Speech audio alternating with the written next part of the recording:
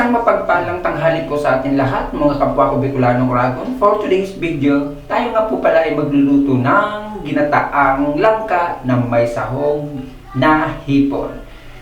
Ito pang ating lutuin sa tanghaling ito at ito pang aking naisipang content sa tanghaling ito. Let's go!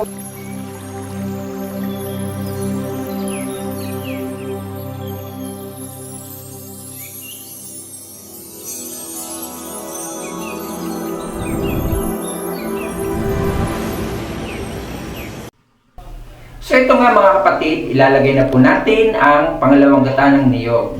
Yan po ang una po natin ilagay muna bago po ang unang gata. So yan mga kapatid, ilalagay na po natin ang ating langka. Halagang 90 pesos lang po yan na langka na yan na aking binili. Ako na rin po mismo ang naghiwa niyan, hindi ko po binili kasi yung hiniwa na.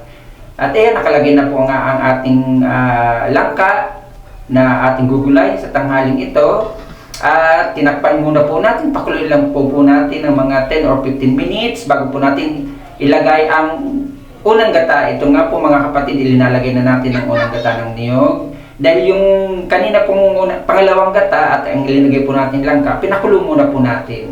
Pinaluto-luto lang muna po natin bago natin ilagay yung unang gata. At ilinagay na po natin ang bawang, ang sibuyas, ganun din po ang luya mga kapatid.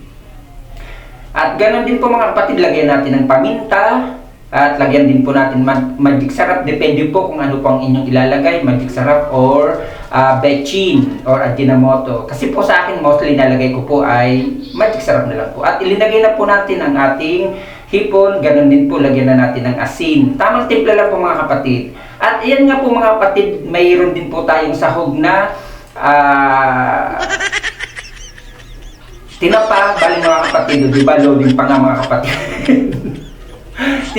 tinapa po ang ating linagay na pangalawang sahog at ganun po, linagyan din natin ng siling haba.